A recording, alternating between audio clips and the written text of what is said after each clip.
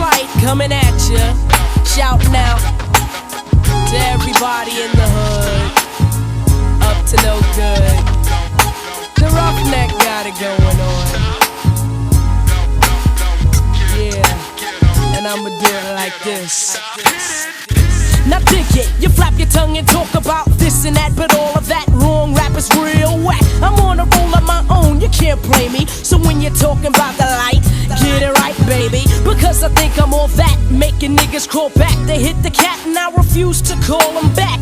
It ain't worth it for the moment or the minute. You was in it, then you want it, but no, now you're done, kid. I'm only taking shorts if it means I'm wearing them. Some of these guys, yo, I'm only scaring them. They can't handle what I got to give and always will. I'm not the run of the mill, I got skills. I go on and on as your boy K-Born, but I had to kick him out for the dawn, turn him on. I go on and on and on and on. Let it flow or you don't stop. I go on and on and on and on. Let it flow or you don't stop. I go on and on and on and on. Let it flow or you don't stop. I go on and on and on and on. Let it flow or you don't stop. A night owl on the prowl, here's the victim. Soon as I spot him, slip him. Now I got him where I want him and he's all mine. No crime, but now he's on prime time. We hit the door, did the booty in the slow-mo. I like the spanking, gave him thinking on the down low. But that's all, that's it, see you later, ops. I gave you props, but I'ma drop you at the bus stop. Cause you was on it like a hornet dog on it. Got me heated, then you beat it, now you know just how to treat it. You're kinda slow though when it comes to brain cells, but you can go cause I came and I did it well. Sorry to hurt you, but honey, I'm a real one. You got to go if you ain't the funky feel one. And when I'm out here, I hope that you're not torn, because my brother, life goes on. I go on and on and on and on. Let it flow, you don't stop. I go on and on and on and on. Let it flow, you don't stop. I go on and on and on and on. Let it flow, or you don't stop. I go on and on and on and on. Let it flow, or you don't stop. Now let's swing back on the topic. Brothers wanna pop it, knock it, lock it. I'm not having it cause I control my destiny. I'm never letting a punk get the best of me. So ease up if you're on a jealous tip. I'm not about to be the victim in the news clip. Cause unlike some girls, I fight back or get the boys double up and do a head crack. I'm only here for the liking, not to be hit, not smacked, not slapped or kicked. So if you're coming my way, you gotta be strong. Strong enough to know that hitting a woman is wrong. Cause just like you, I can find others too. Brothers that'll do quicker than you. So if you're looking for a straight up relationship, keep looking cause I ain't staying, kid. Because I'm out here and I hope that you're not torn. But never give up cause life goes on. I go on and on and on and on. Let it flow or you don't stop. I go on and on and on and on. Let it flow or you don't stop. I go on and on and on and on. Let it flow, you don't stop. I go on and on and on and on. Let it flow, you don't stop. Yeah, coming at you for 1993. Pump it in your car, pump it in your Jeep, just like that.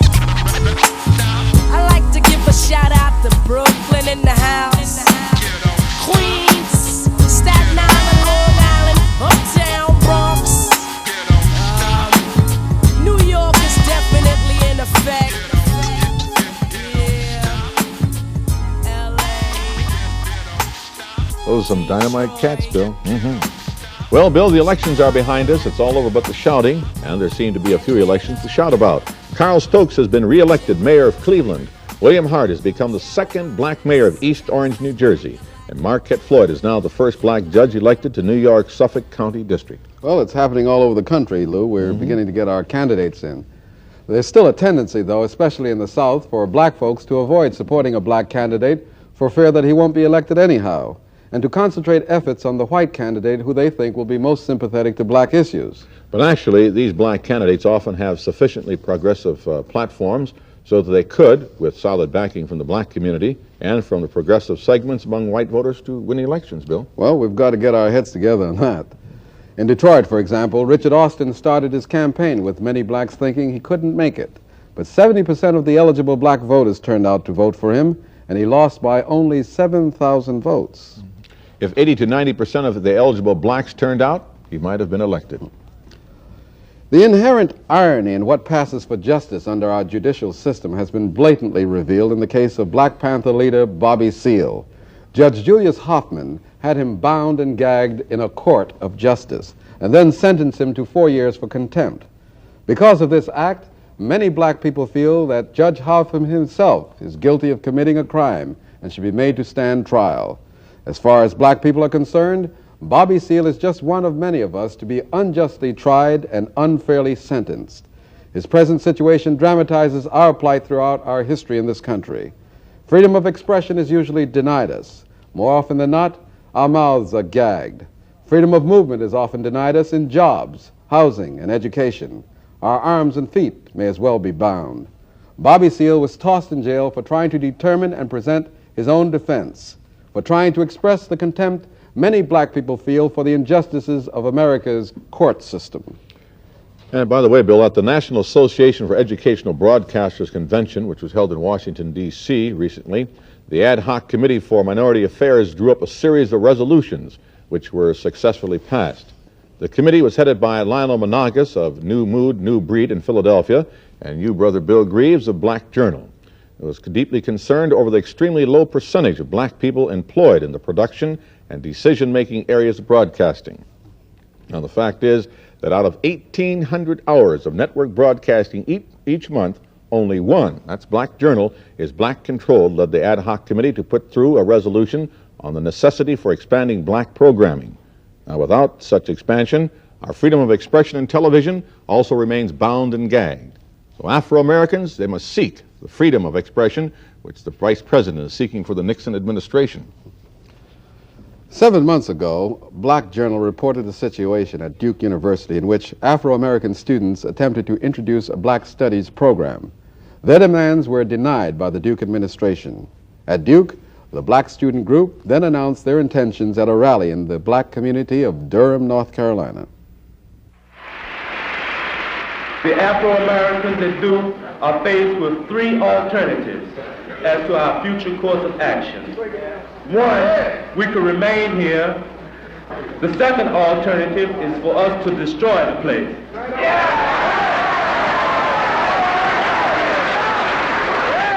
The third alternative is for us to withdraw from Duke and refuse to legitimatize an illegitimate system. We have chosen the latter alternative, and we will continue our education by establishing an institution which will speak to the needs of students, and especially black students.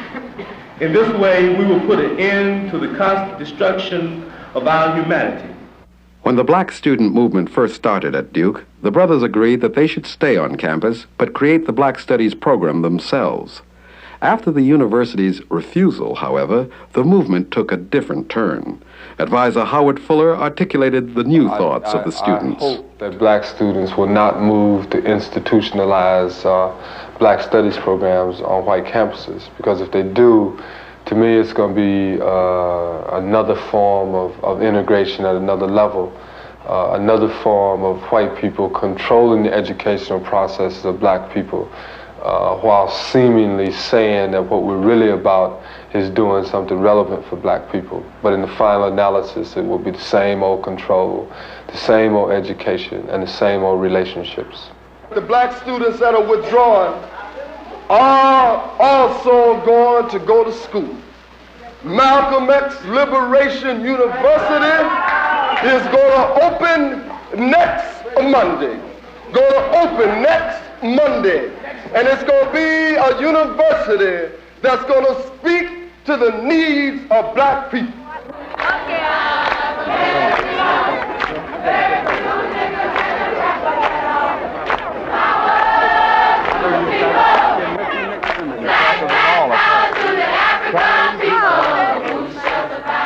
On October 25th, Malcom X University moved from its rented downtown Durham classrooms to its own building in the black section. Brothers and sisters celebrated all day long.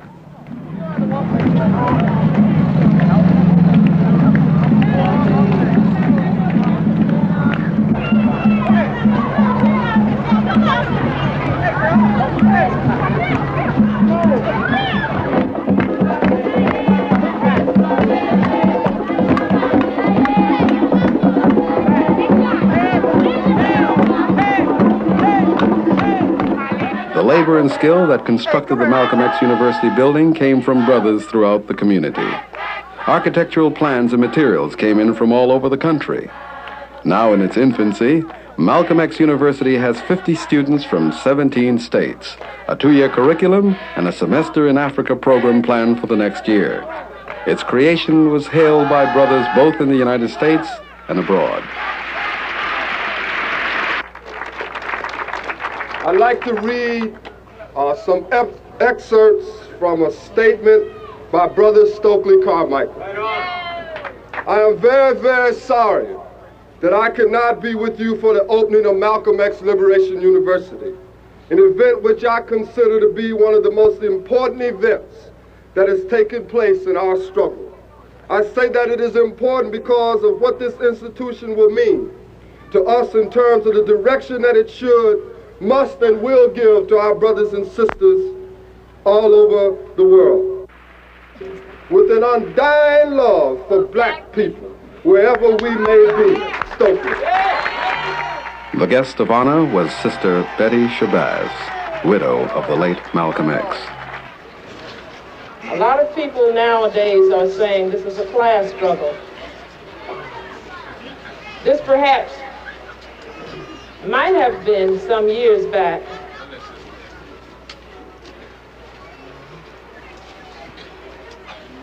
But because of the treatment of blacks, we can say, and it is not an undocumented legend, this is a fact, that we are treated the way we're treated because of the color of our skin.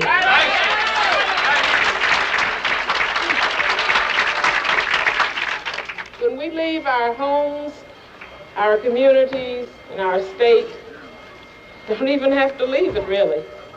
Regardless to how much money you have in the bank, regardless to how many degrees you have. During Sister Shabazz's remarks, white railroad workers repeatedly interrupted her by ringing the train bell.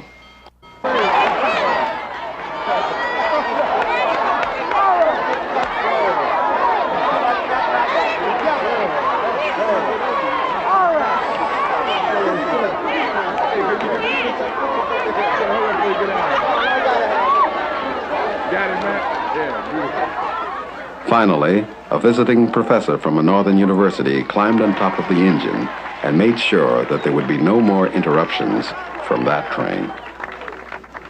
If anybody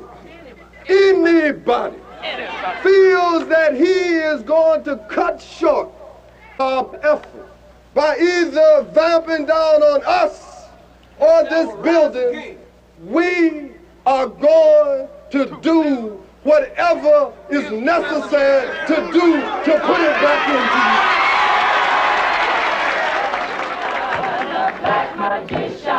Don't be afraid. The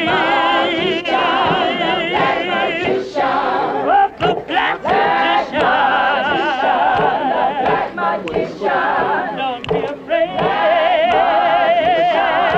black magician.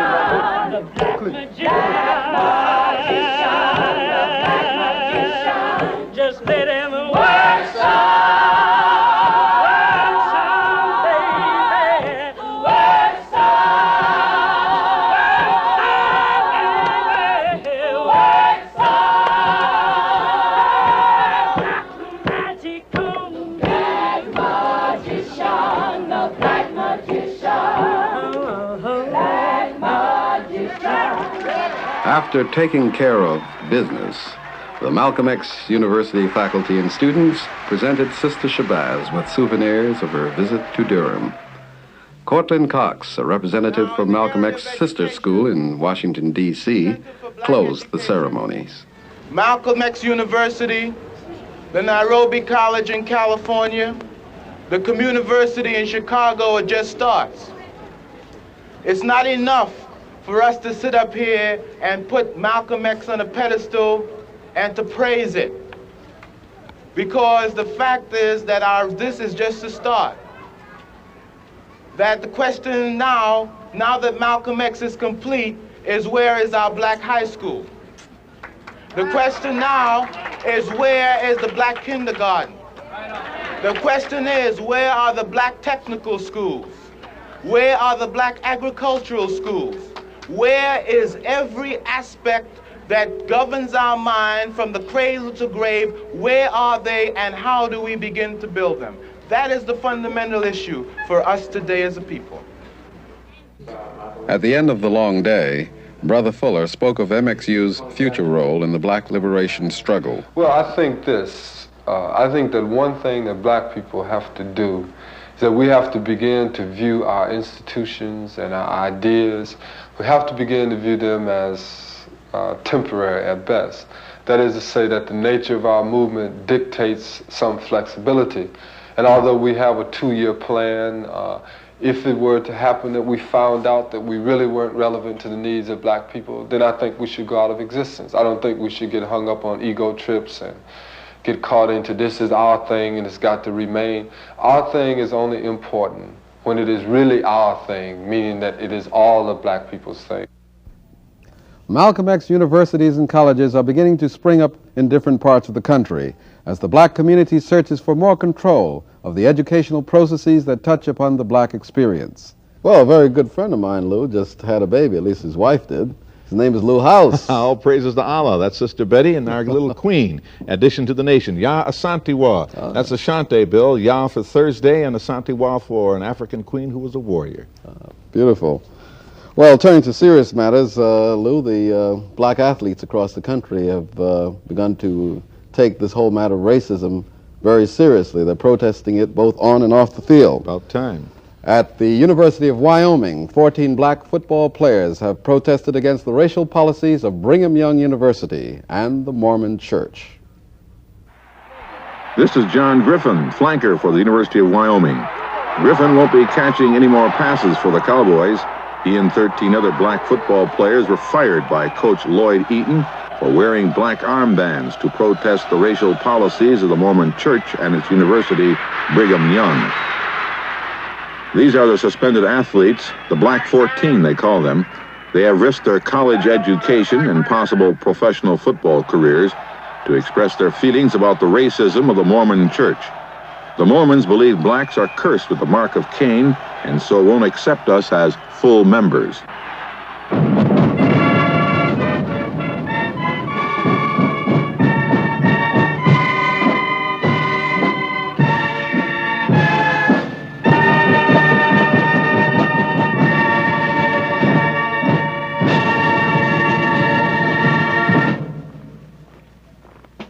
With the coming of fall, football and its pageantry captures the attention of most Americans. But there's an irony in this homecoming celebration which precedes the game against San Jose State. Now the music will resound for a team on which no black athletes are permitted to play.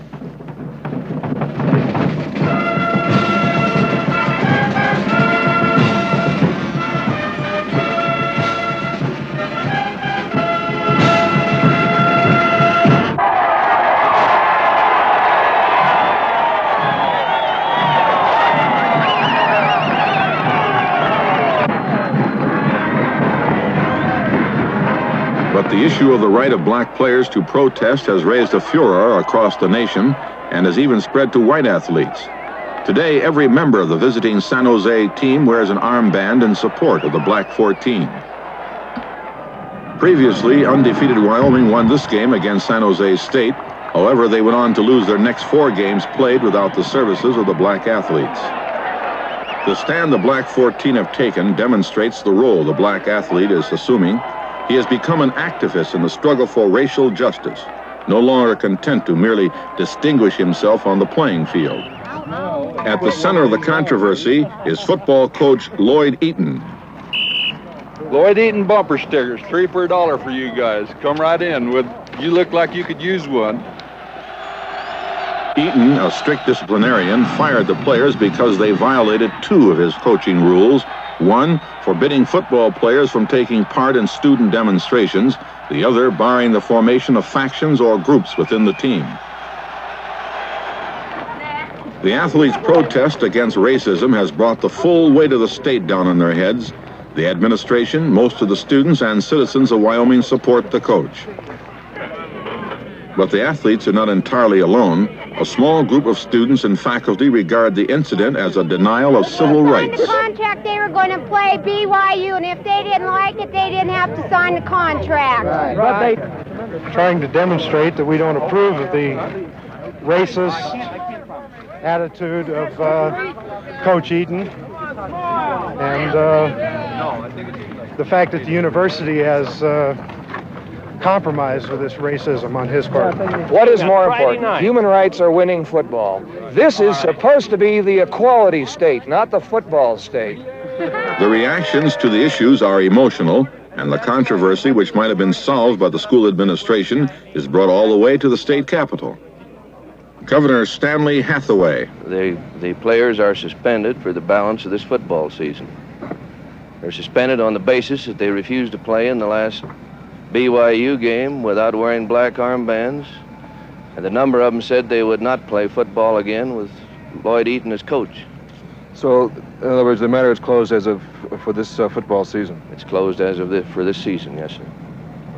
It's up to them. They have the time right now. Willie Black, an old friend, chancellor of the Black Student Alliance on campus and leader of the protest. I broke off in a negotiation. You dig? That's another trap. Broke off negotiation. We're not breaking off any negotiation, but we're not being negotiated with, so we're going on with our thing. The athletes described the incident leading to their suspension. Tri-captain Joe Williams. Well, we decided to wear the black armbands. It didn't necessarily have to be black armbands. It could have been black socks and anything, but we just decided the black armbands as a starting point, I would say. So we all decided to go over at 9:30 and tell Coach Eaton how we felt and listen to his reasons for why he didn't want us to wear the armbands, and we felt like that they were strong enough, that they were, well, we just went over to talk, to try to find out something, to try to work out a compromise or work out something. Gentlemen, we'll just save a lot of time and a lot of breath because you are no longer on this football team. And those were the words that he stated before we could even open our mouths, that we are through, and that we were saving the taxpayers a lot of money because we were all off scholarship second semester.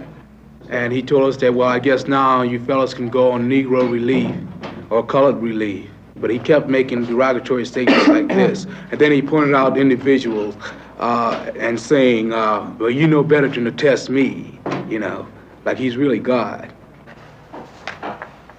The dismissal caused a great stir on campus. Meetings were held with the governor, the administration, the coach, a student faculty committee, and the Black 14. The school's position was reviewed. Then a press conference was called. Coach Eaton, President Carlson, and school officials were present. The black players were not invited. Coach Eaton was asked if, as a result of these deliberations, his rule against protest had been modified. Yes, sir, it has been reviewed by the coaching staff, and the rules as we have had for the coaching staff, as far as dissent of student on campus and so forth, now will pertain to the athlete only as his contest and his playing time is concerned.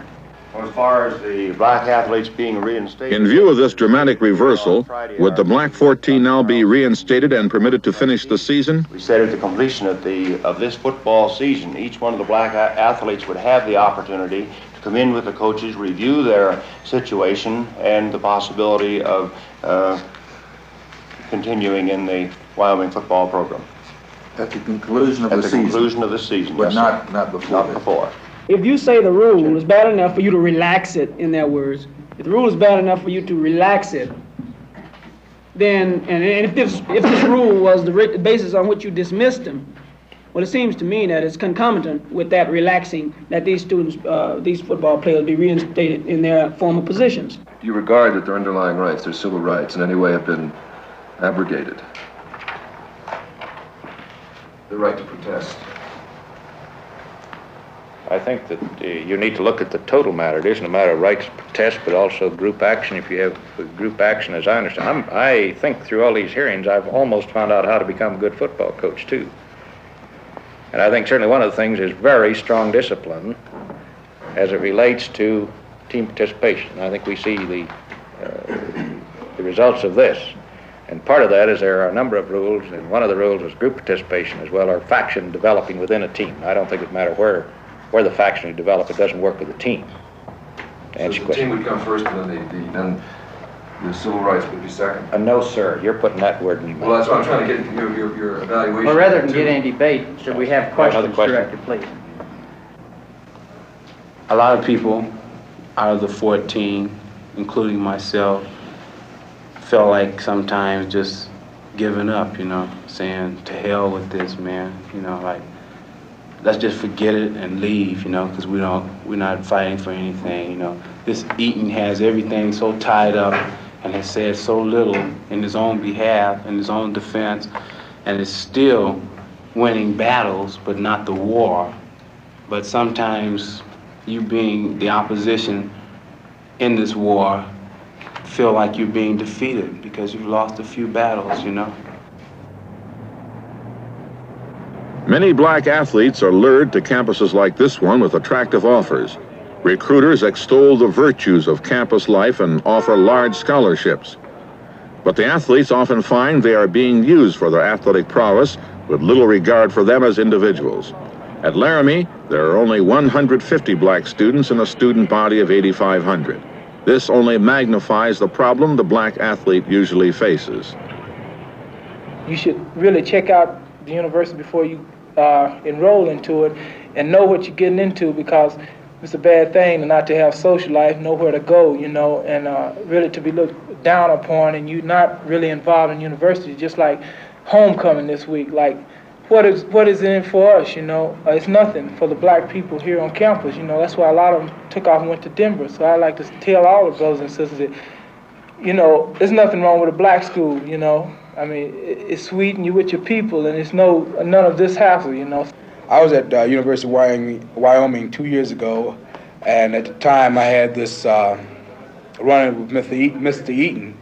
I was going with a white girl at the time, and I was confronted by Coach Eaton that if I continued to date this girl, that I would have to find another school or stop seeing her at all if I want to stay here. Well, naturally, I felt this was, he was imposing upon my rights as a human being, so I left. But as Joe said, there are no black girls here. Not that you can count them, you know. They don't make a big part of the population of the University of Wyoming. And they expect you to play football, come home, study, eat, and do the same thing. I mean, this is what the black athlete is expected to do. No social life. We're not human beings. We're not men. It's not one incident that makes you what you are, see? It's not one man saying you can't talk that provokes you. You know, the provocation is already there by the mere fact that you are black and that you are in a white sphere, you know. NAACP lawyer William Waterman will take the player's case to the federal court. Convinced beyond a shadow of a doubt that your constitutional rights have been violated. Aside from, you know, the constitutional guarantee of free speech and things of that nature, I think there are other circumstances that we're going to have to talk about regarding this case that's going to demand a great deal of commitment from all of us. We're going to have to be brought out that when you take a field, regardless of what endeavor it is, you're not just, at least for us, you're not just a man or an athlete, you're a black athlete, and as a result of that, you're an advocate. It looks to them, you know, like things are proceeding at such a slow pace. And I like the analogy of being in the eye of a hurricane.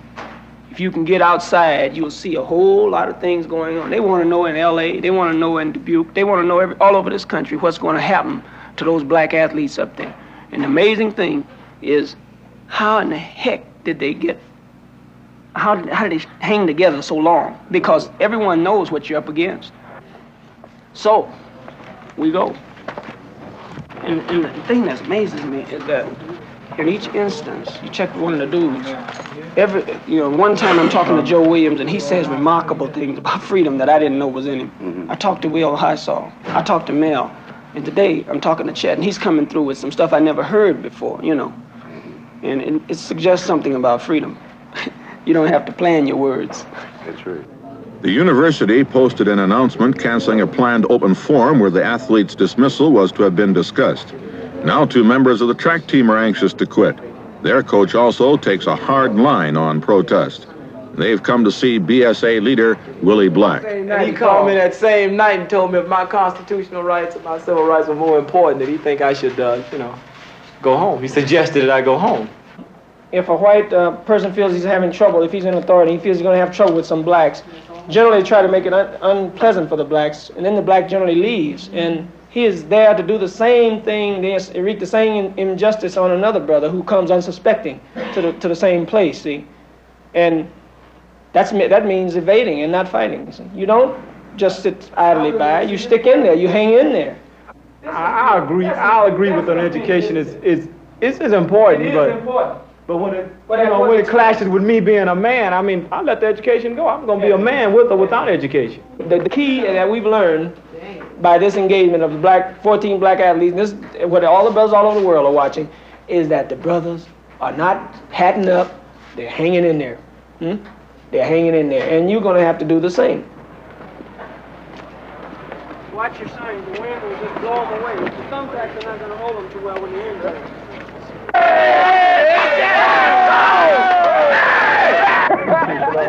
No dialogue. No dialogue.